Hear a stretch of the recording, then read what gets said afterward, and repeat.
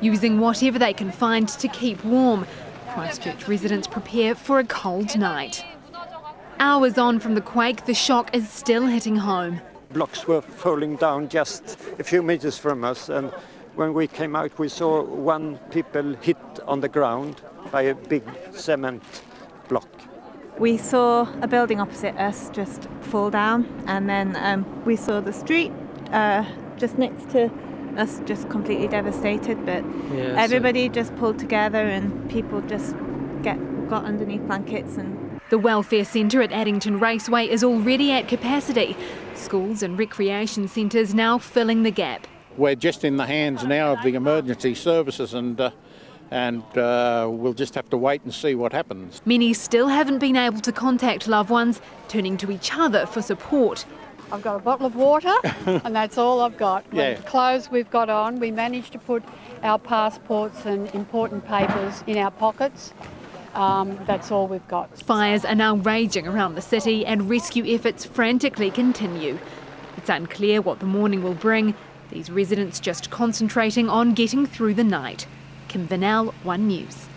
I'm joined on the phone now by Michael Brook, the Operations Director of St John Ambulance. He's in Auckland coordinating the St John relief effort from here. Michael, what can you tell us about the triage centres, first of all, that have been set up in Christchurch? Look, I'm aware we have 2 triage centres there, and they are there for what we refer to as low acuity people that are sort of walking wounded or needing care, and this is places where they can head to get that care. So there's one in Latimer Square, and there's one in the sanitarium building on the main North Road in Papanui. Let's talk about resources. We're seeing a lot of people who are injured being put in the back of four-wheel drives, put in the back of cars. We're hearing that quite simply, all the ambulances in Christchurch are used. What about the people? How thin are you stretched on the ground down there at the moment? Look, we are thin. We've got a significant amount of resource on the ground at the moment, and we've got a lot more resource due to hit there tomorrow. The key thing with something like this is that people, in the first instance, they'll try and deal with things themselves. They will then get on the phone and ring the 111 system, and they'll sometimes just try and battle out themselves. So we absolutely know there are people that are putting people in cars and take themselves to the hospital. We know that, we've heard of that, but our communication centres are taking calls. We have not got huge waiting loads in there. We're actually managing those. You know, we have got a lot of staff working in there. We're running the whole of the Southcom operation from both our Wellington and our Auckland communication centres at the moment, and they're very busy places. We've got a lot of relief people in there, but we are coping, and our staff are getting around there. But a lot of resource on the ground. We've got a flight of 20 people that are due to land there shortly. We've already put 12 people on the ground from Auckland, a crew from Wellington. We've had 3 helicopters up from Dunedin. We've got people driving there, and we're just confirming our arrangements for tomorrow and making our plans to get those resources on the ground tomorrow. What about overnight, Michael? Obviously, it's dark, of course. We're also hearing the weather isn't great. It's raining. I assume that's not going to stop your people, your staff. No, not at all. I mean, we've just in the last hour, I've had confirmed that the urban search and rescue teams, which are just about to land, will be working through the night. We have paramedics attached to those, and we'll also be mobilising ambulances with those crews. So I think we're very much in a mode now that what will happen will be as search and rescue come to areas and basically find people, we will be treating people as they are found. So what we've seen is we saw an absolute peak of demand into our communication centres. So straight afterwards, we've seen something like 1,000 calls in a very short period of time. And when we basically in the whole of New Zealand will take 1,000 calls in a day. So that came through in a matter of hours. So a big peak loading, and then now we're seeing just a smaller loading, which we're just trying to control that resourcing through. Michael, let's not undersell this, though. It's still a very dangerous thing for your people to be going into these buildings and trying to rescue a lot of these people. We don't send ambulance officers into situations like that. So urban search and rescue is a resource that New Zealand has. It's a very well coordinated and it's a resource that people look at and hope we'll never have to use. We're just very lucky we have it set up. It's run through the fire service. We have paramedics attached to that rescue service. These are people who have specialist training in that area. We do not send our ordinary ambulance crews into dangerous situations at all. What type of injuries, I mean, it sounds silly, we're talking about collapsed buildings in an earthquake. What type of injuries specifically are you hearing are the most common in Christchurch? Look, I've got to be really honest and say I'm not getting down to the detail of what injuries we're dealing with. So I'm dealing at this stage with sort of levels of resource and demand and types of things. We certainly have seen a lot of what we refer to as status 1 and status 2 patients. So these are seriously ill or unstable patients, and we have seen those. We're also seeing a number of people who we refer to as walking wounded, and they're being treated more generally.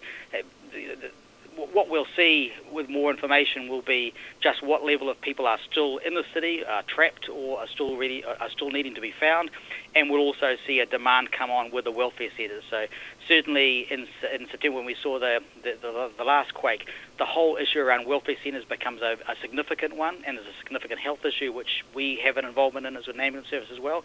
So part of what we're gearing up for is not just this initial urgent response, but also the next few days in terms of our supporting role there. Looking ahead to the next few days, presumably a big part of that is going to be getting people out of Christchurch who are able to be airlifted or driven out of Christchurch. That's well started. So one of the first things we did was in our project was to set up an air desk. So within New Zealand we have a lot of operators that fly both fixed wing and rotary wing aircraft that move people around New Zealand. So we picked up a coordinating role straight away. We've been coordinating something like, I think it's 13 aircraft around New Zealand. We've moved 30-something people already, 32 people out of Christchurch. We're continually doing that. I mean, one of the key things, one of the key demands in this issue is what they refer to as the intensive care bed spaces. So we're trying to keep intensive care bed spaces free in Christchurch and moving those patients to other places around New Zealand. And that's all being coordinated through health, so we have people liaising with health to make that happen. Michael, just reiterate again the numbers, the amount of people you have now, the amount of people you're going to have over the next 24, 36 hours on the ground there in Christchurch. So we will be, we've sent 32 people tonight from Auckland. We've probably sent about another 20 people from various parts of New Zealand, and we are planning on sending another 100 people to Christchurch tomorrow. We're just finalising the plans for that, so quite a significant influx of people into Christchurch tomorrow. Without wishing to sound grim, we are hearing from Bob Parker, this is a rescue. It's not, at this point, it's a rescue. It's not just about recovery, it's about rescuing people. How long do you envisage your part of the operation will carry on for, the rescue part of it? I'm not thinking necessarily of rescue. I'm thinking, I've briefed our team that we need to be fully operational for the next 4 days minimum, and we'll be making plans from there. So we're not thinking about what phase we're in. We're just making sure we're fully stood up and have all the resources in place to support it as we can. All right, Michael Brook, thank you very much for your time. Michael Brook, the Operations Director of St John Ambulance.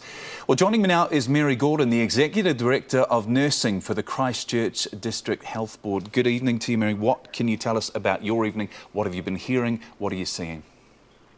Right. Well, we've actually got mainly coordinating the hospitals here in Canterbury. And as you can imagine, we have got quite an influx of casualties coming into our main hospital, Christchurch Hospital. Our ED is dealing with those. A number of admissions are coming through requiring admission, and it's been, as you can imagine, very busy. We get waves of influx of patients. Also, I need to say that our after-hours BD primary care accident centre is operating and functioning, and they are seeing the walking wounded mild to moderate injuries. Our hospitals, our Christchurch Hospital, our main hospital, is actually fully functioning. It has got power and water supply. However, our other hospitals in Christchurch, Princess Margaret, Burwood and Hillmorton, are on generator power and have no water at this stage. But they have also, they're functioning. They've got patients. They're taking some stable medical patients from Christchurch Hospital so that we can make room for more seriously injured patients.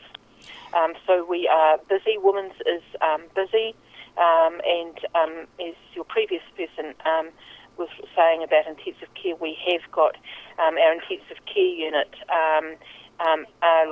they are transferring some patients out in conjunction, coordination with St John's and the National Intensive Care Network. Can you give us a ballpark figure of just how many people have been treated this afternoon No, and this I evening? can't. Our staff, our priority at this stage is actually treating staff. We have, and we're collecting numbers, as you can imagine, but it's just they are absolutely head down looking after patients at this stage, and we are likely to see that occurring throughout the night. This is absolutely unprecedented stuff, as we all know by now. How stretched are your staff? Our staff are coping very well. We have got staff on. We've got plans for staff on, increasing staff for the night duties. We have got extra staff come in. We've had nurses from Erdbeben Hospital come up to assist tonight. We have got further staff coming from close neighbouring district health boards in the morning on tomorrow to help as well. We are coordinating with additional staff requests coming from other parts of New Zealand, and we will be bringing them in over, as the next day or two to relieve our staff. Mary, all sorts of estimates on the amount of people who are still injured, still trapped within the city. Yeah. We're hearing 100 and beyond that as well. How many more can you cope with before you do get to breaking point? You do have to bring other people in to help you cope. Well, as I said, we are bringing others in. We are, at this stage, we're not at breaking point, and we will continue because, as you can imagine, we're treating as quickly as possible. Those that are requiring admission are getting admitted, and we're making contingency plans with other hospitals if we needed to transfer patients out. So we're working very well with the National Coordination Centre on those issues. What type of, again, I asked this previously, and it does sound like a silly question given we're talking about collapsed buildings and an earthquake. What type of injuries are you seeing predominantly, though, come through your medical wards? Well, I'm not near the ED, but the type of injuries are, of course, fractures, crush injuries, those type of things, as you can imagine, with debris falling, those type of things, people trapped. It's things like fractures, internal injuries, being crushed, those type of things coming in, lacerations, wounds, that type of thing. All right, Mary, thank you so much for time. Mary Gorder, Executive Director of Nursing for the Christchurch District Health Board. We've had a helicopter up in the sky early this afternoon surveying the damage in central Christchurch. Reporters Paul Stenhouse talks us through what we can see. So we begin by flying over the central city. Amongst the smoke here is the CTV building that has collapsed, and the park you can see just to the right of the screen there is Latimer Square. In the very far corner of the square, right by that smoke, is where the triage centre, the temporary triage centre, has been set up. This white building here is right next to our TVNZ building, which has been damaged. We just panned down there, you can just see the destruction in that Gloucester Street sort of area, and this is looking at Manchester Street, badly destroyed in the September 4 earthquake, and as you can see, pockets of damage there again. Now this is down the other end of Latimer Square, right down where that CTV building collapsed. As we're moving in sort of now towards the Litchfield Street area, as you can see, that CTV building certainly not the only building that's been damaged as we fly over towards Litchfield Street. Lots of damage there in that central part of town. This here is the Catholic Cathedral. This is on Barbados Street down the Morehouse Ave end. You can see it clearly there, that rubble there falling off the front of the building down onto Barbados Street. Just tucked in behind there is the Catholic Cathedral College, and there's also been damage there too. This here's Smith City. Now this is down on by the Morehouse Ave flyover just there on Colombo Street. This is the car park, as you can see, badly destroyed, and just there on the top left of your frame is South City, the warehouse there. Looks to be okay. This is a tanker on the road between Sumner and heading through to Littleton. As you can see here, a road sign in the middle of your screen ripped from the road and fallen down the cliff. This is moving round in towards Littleton now. This is the Time Ball station, terribly destroyed. In fact, you can almost see inside the building in some parts. And as we head back to the city and our helicopter lands, this is Christ College, right there by the museum, right in the centre of town, right by Hagley Park, and there's quite a bit of damage there too. There has been an emergency phone number set up for anyone wanting any information. Civil Defence and Police have done that. That number, 0800 779 997, 0800 779 997. Now back to Mike Hosking, who spoke to a Christchurch geologist a short time ago. Now, the magnitude and severity of this quake stunned all of us really this afternoon, didn't it, including the expert. Mark Quigley is a lecturer in geological sciences at Canterbury University. He's dedicated his life to studying earthquakes, and he's with us. Mark, good evening to you. Good evening. Just work us through how this, is this a new fault? Has this taken us all completely by surprise, including experts like you? Yeah, well, at this stage we can't really say whether it's a different fault or a continuation of the same fault structure, but certainly this is a large earthquake on a fault which did not rupture during the main shock, during the main earthquake. So it's in a different location. The epicenter is centered somewhere around